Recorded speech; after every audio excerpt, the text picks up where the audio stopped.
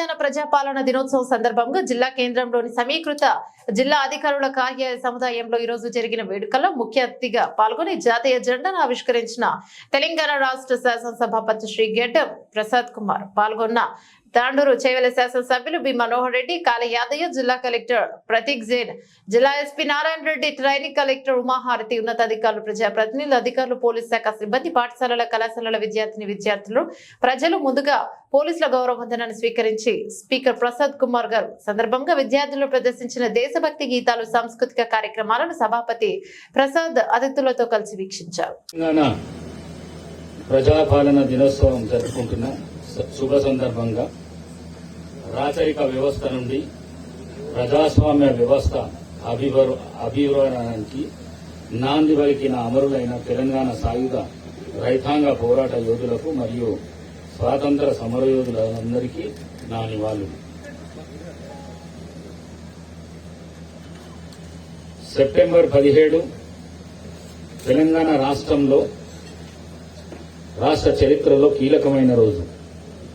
తెలంగాణ ప్రాంతం భారతదేశంలో విలీనమై నేటికి 76 సంవత్సరాలు పూర్తి చేసుకుని 77వ సంవత్సరంలోకి అడుగుడుతున్న శుభ సందర్భంగా హాజరైన గౌరవ ప్రజాప్రతినిధులకు మరి నాతో పాటు శాసనసభలో ఎమ్మెల్యేలుగా ఉన్న తాండూరు శాసనసభ్యులు గౌరవ మనోహర్ రెడ్డి గారు, మరి అదేవిధంగా చేవెళ్ల శాసనసభ్యులు గౌరవ కాళ యాదయ్య గారు, వారితో పాటు ప్రజాప్రతినిధులు, జిల్లా న్యాయమూర్తులు, అధికారులు, జిల్లా కలెక్టర్ గారు, జిల్లా ఎస్పీ గారు, అనధికారులు, పాత్రికేయులు, ఉద్యమకారులు, జిల్లా కళాకారులు, కార్మిక, కర్షక, విద్యార్థులకు, జిల్లా ప్రజలందరికీ ఈ సందర్భంగా నా యొక్క శుభాకాంక్షలు.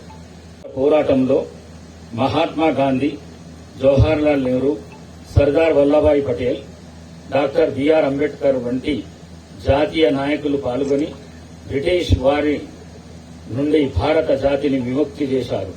ఆనాడు దేశవ్యాప్తంగా ఉన్న 562 సంస్థానాల్లో మెజారిటీ సంస్థానాలు భారతదేశంలో విలీనమయ్యాయి. కానీ జూనాగఢ్, కాశ్మీర్, హైదరాబాద్ సంస్థానాలు విలీనం కాలేదు. అప్పటిలో తెలంగాణ మొత్తము ప్రాంతము మహారాష్ట్ర, కర్ణాటకలోని కొన్ని ప్రాంతాలు హైదరాబాద్ సంస్థానంలో నిజాం పరిపాలన ఉండేది. హైదరాబాద్ సంస్థాన ప్రజలకు మాత్రం ఆగస్టు 15 స్వాతంత్ర్యం పొందలేదు. దేశమంతా 1947 ఆగస్టు 15 స్వాతంత్ర సంబరాల్లో కేరింతలు వేస్తుంటే హైదరాబాద్ సంస్థాన ప్రజలు స్వేచ్ఛా స్వాతంత్రానికి కై పోరాడుతూనే ఉన్నారు. హైదరాబాద్ సంస్థానం స్వాతంత్రం ఉంటుంది అని నైజాం రాజు ప్రకటించారు. కానీ సంస్థానంలో భూస్వాములు, జమీందారులు, జాగీర్దారులు, దేశ్ముఖులు ప్రజలను నానా రకాలుగా వేధించారు. రైతులు కౌలు కింద చేతికి అందిన పంటలో అగ్రభాగంగా పెత్తందారులకు చెల్లించాల్సి వచ్చింది.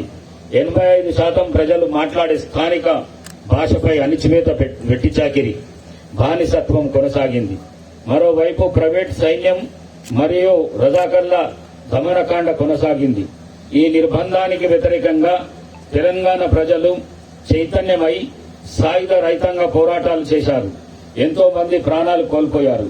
ప్రజలపై రజాకర్ల, భూస్వాములు దాడులు పెరిగిన నేపథ్యంలో భారతదేశంలో కలవారిని తెలంగాణ ప్రజల కోరిక మేరకు అప్పటి ప్రధానమంత్రి శ్రీ పండిత్ జవహర్లాల్ నెహ్రూ గారు మరియు అప్పటి హోంమంత్రి శ్రీ సర్దార్ వల్లభాయ్ పటేల్ గారు హైదరాబాద్ సంస్థాన్ని భారతదేశంలో విలీనం చేయాలని నిజాంకు రాయబారం పంపారు.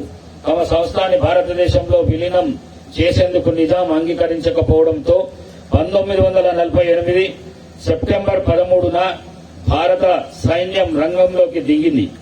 దీనినే ఆపరేషన్ పోలో అని పిలిచారు. ఓవైపు సాయుధ పోరాటం, మరోవైపు భారత సైన్యం రంగంలోకి దిగడంతో చేసేది ఏమీ లేక అప్పటి నిజాం 1948 సెప్టెంబర్ 17న భారత యూనియన్లో చేరుతానని ప్రకటించారు. నేడు ఈ స్వేచ్ఛ, స్వాతంత్ర్యం మన సొంతం కావడానికి ఎంతో మంది ఈ గడ్డ మీద అసమాన త్యాగాలు చేశారు. ఆనాటి త్యాగాల ఫలితమే నేటి తెలంగాణ రాష్ట్రం. గౌరవ ముఖ్యమంత్రి శ్రీ యనుమల రేవంత్ రెడ్డి గారి నాయకత్వంలో రాష్ట్ర ప్రభుత్వం ప్రజా సమస్యల పరిష్కారంలో ముందుంది. ప్రజా ప్రభుత్వం ప్రజలకు ఇచ్చిన వాగ్దానాల మేరకు అభయాస్తం హామీలను ఒక్కొక్కటిగా అధికారంలోకి వచ్చిన 48 గంటల నుండి అమలు చేయడం ప్రారంభించింది. తెలంగాణ ప్రభుత్వం ఏర్పడిన అనతి కాలంలోనే ప్రజాపాలనకు అంకురార్పణం చేసి డిసెంబర్ 28, 2023 నుండి జనవరి 6, 2024 వరకు ప్రభుత్వ హామీల అమల్లో జిల్లాలోని అన్ని గ్రామాల్లో వార్డులలో సభలు ఏర్పాటు చేసి లబ్దిదారుల నుంచి 2,84,000 దరఖాస్తులను స్వీకరించబడ్డాయి.